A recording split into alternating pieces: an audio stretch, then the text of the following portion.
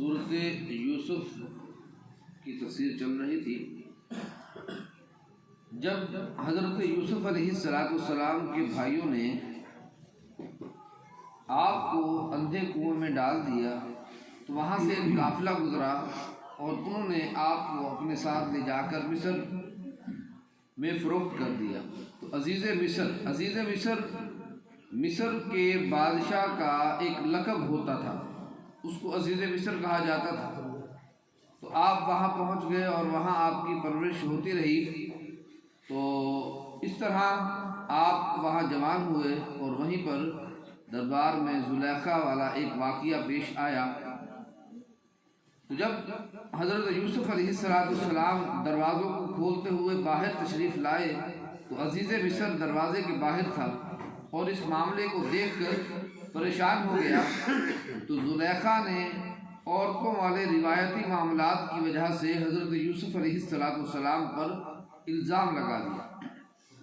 تو وہاں پر معاملہ یہ تھا، رواج یہ تھا کہ جب مرد اور عورت کے درمیان اس طرح کی الزام والی کوئی بات ہو تو گواہی جو ہے وہ عورت کے خاندان کے کسی فرد سے لی جاتی تھی۔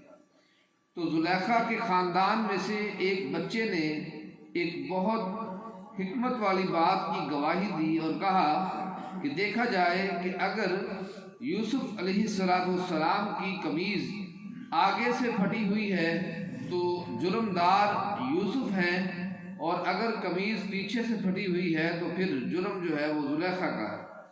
اور پھر جب یوسف علیہ السلام کی قمیض کو دیکھا گیا تو وہ پیچھے سے پھٹی ہوئی تھی۔ تو اس طرح آپ اس الزام سے بری ہو گئے اور عزیز مصر نے آپ کو کہا یوسف اعرض عن ھذا، اے یوسف اس معاملے سے درگزر کیجئے کیونکہ انکی کنت من الخاطئین، کہ یہ زلیخا جو ہے یہی خطا والی ہے۔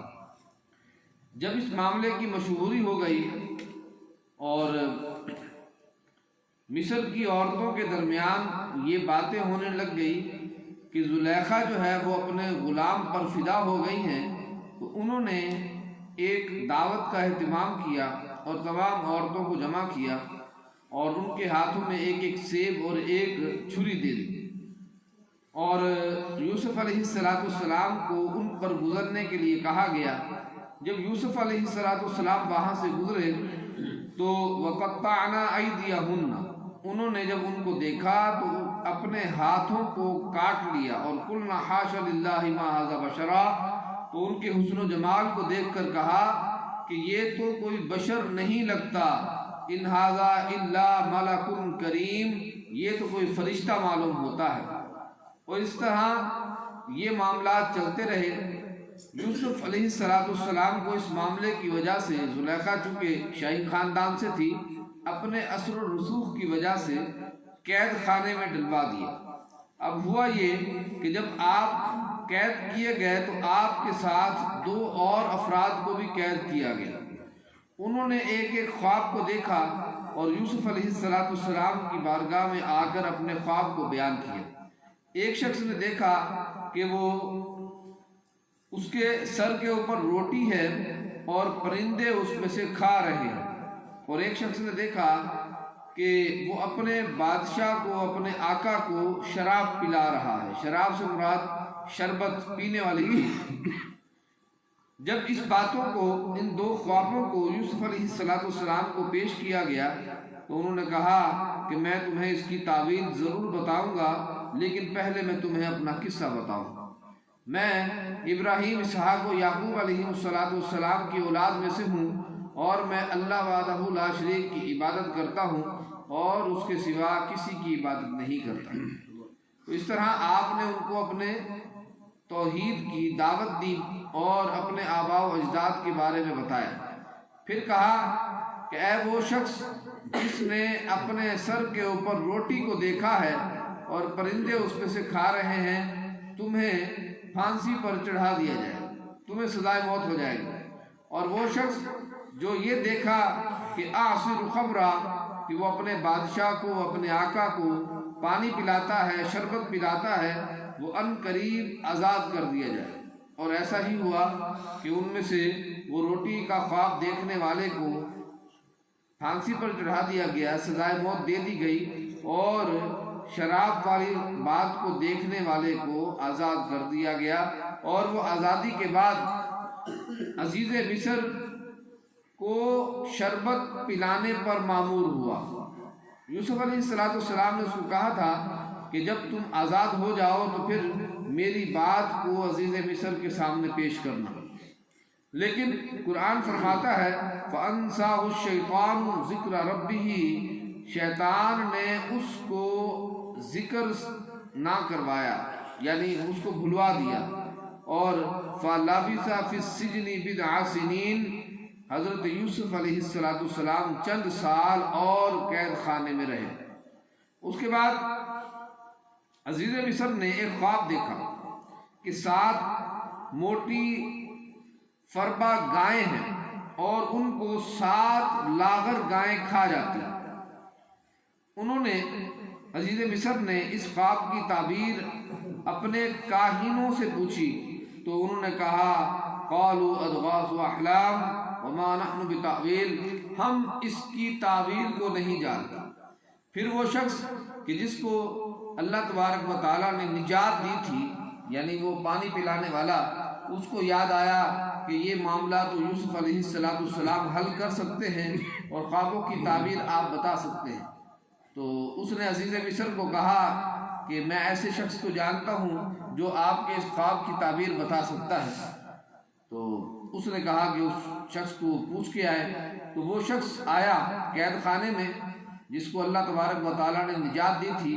تو اس نے آتے ہی ایک بات کہی، یوسف ایھا الصدیق، اے سچے یوسف، افتنا، ہمیں اس بارے میں مطلع کریں، ہمیں اس بارے میں بات کو بتائیں۔ تو یوسف علیہ السلام نے اس کو تعبیر بتائی اور کہا کہ مصر کے اندر 7 سال خوشحالی کے ہوں گے، ایسی خوشحالی کہ بہت زیادہ زمین اپنے خزانے کو اگل دے گی، اور 7 سال ایسے آئیں گے جو قحط سالی کے ہوں گے، اس میں اناج نہیں ہوگا، بلکہ جن 7 سالوں کو پہلے اللہ تبارک و تعالیٰ نے فراوانی کا سال بنایا ہوگا، اسی میں سے بچا بچا کر استعمال کرنا ہوگا۔ تو جب یہ بات عزیز مصر کو بتائی تو وہ ایک تو خوش بھی ہوا اور پریشان بھی ہوا، کیونکہ اس دور میں 7 سال تک گندم کو ذخیرہ کرنے کا کوئی طریقہ لوگوں کے پاس موجود نہیں تھا۔ زیادہ سے زیادہ 1 سال یا 2 سال کے بعد گندم خراب ہو جاتی، تو اگر یہ بات درست تھی تو 7 سالوں تک اس کو ذخیرہ کیسے کیا جائے، یہ ایک پریشان کن بات تھی۔ تو عزیز مصر نے اس شخص کو کہا کہ یہ جو خواب کی تعبیر بتانے والا شخص ہے، اس کو میرے پاس لے آؤ۔ اب یہ یوسف علیہ السلام وہ پہلے قیدی ہیں جو اپنی شرائط پر رہا ہوئے۔ وہ شخص آیا اور کہا کہ آپ کے لیے رہائی ہے، عزیز مصر آپ کو بلواتا ہے۔ تو آپ نے فرمایا کہ میں تو نہیں جاتا، بلکہ پہلے میرے اوپر لگے ہوئے الزام اور عورتوں کے ہاتھ کاٹنے والے معاملے کو واضح کیا جائے۔ تو اس شخص نے جب جا کر بتایا تو عزیز مصر چونکہ بادشاہ تھا اور وہ تبدیل ہو چکا تھا، یعنی جس بادشاہ کے دور میں یوسف علیہ السلام اور عورتوں کے ہاتھ کاٹنے والا معاملہ پیش آیا تھا، اب یہ بادشاہ تبدیل ہو چکا تھا، اس کو اس واقعے کی خبر نہیں تھی۔ تو اس نے لوگوں سے پوچھا یہ یوسف علیہ السلام اور عورتوں کے ہاتھ کاٹنے کا کیا معاملہ ہے؟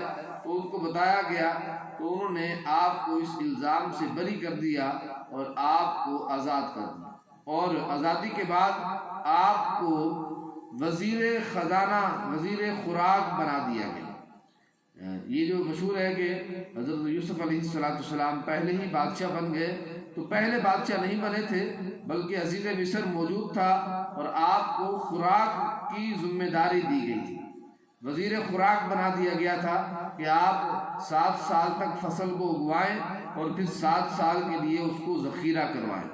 یوسف علیہ السلام نے ایک ایسا طریقہ ایجاد کیا کہ جس کی وجہ سے 7 سال تک گندم ذخیرہ ہو سکتی تھی۔ وہ یہ تھا کہ آپ نے گندم کو اس کے سٹوں سے نکالے بغیر بالیاں سمیت جو ہے اس کو ذخیرہ کروایا، یعنی گندم کو بھوسا اور توڑی وغیرہ جو ہوتی ہے اس میں سے نکلوایا نہیں، بلکہ جیسے زمین میں اگتی ہے ویسے ہی ذخیرہ کروا دیا۔ تو اس طرح وہ گندم جو ہے وہ 7 سال تک چلتی رہی، اور 2 یا 3 سال کے بعد ایسا وقت آیا کہ عزیز مصر کے دربار سے صرف گندم ملتی تھی، اور اس کے علاوہ پورے ملک سے گندم نہیں ملتی تھی۔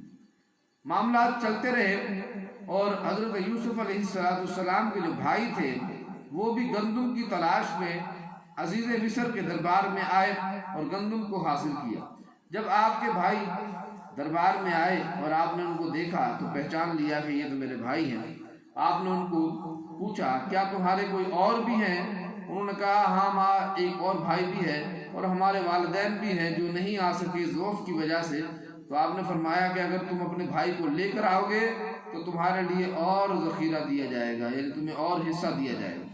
انہوں نے جا کر حضرت یعقوب علیہ السلام کو یہ بات بتائی کہ بادشاہ عزیز مصر ایسا کہتا ہے، آپ کا کیا مشورہ ہے؟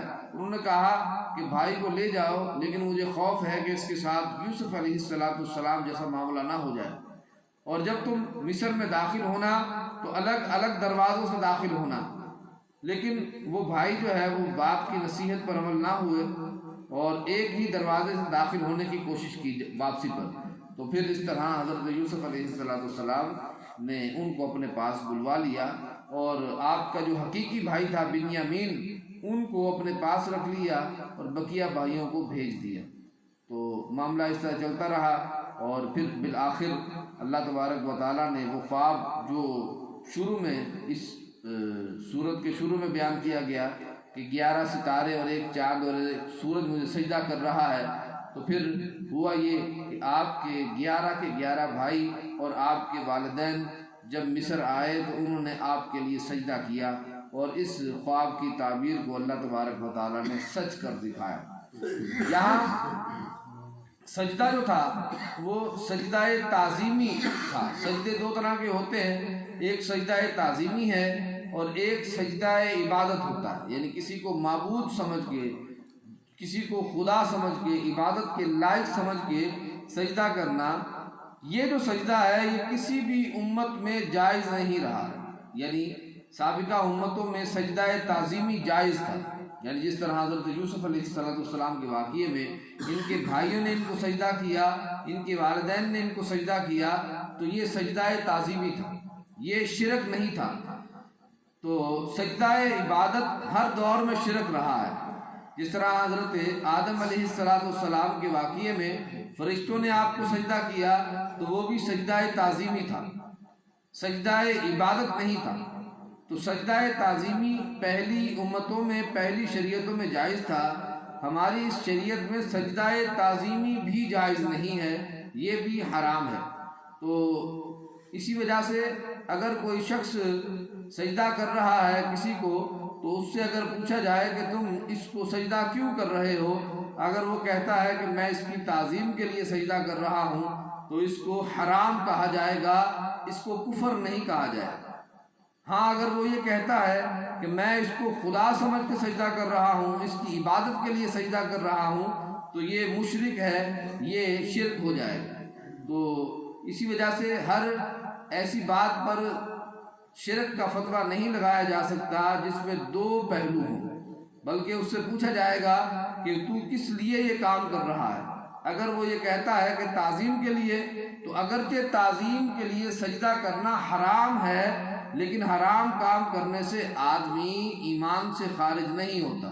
جس طرح نماز کو چھوڑ دینا حرام ہے، جس طرح کے بد نگاہی کرنا حرام ہے، جس طرح کے ظلم کرنا حرام ہے، تو ظلم اور دیگر گناہ کرنے کی وجہ سے آدمی کافر نہیں ہو جاتا، تو اسی طرح دیگر حرام کام کرنے سے بھی اس پر کفر کا فتویٰ نہیں لگے گا، اس کو حرام کام کا مرتکب کہا جائے گا۔ ہاں اگر وہ عبادت کی نیت سے کرتا ہے تو وہ کافر ہو جائے گا، وہ مشرک ہو جائے گا۔ اللہ تبارک و تعالی ہم سب کو توفیق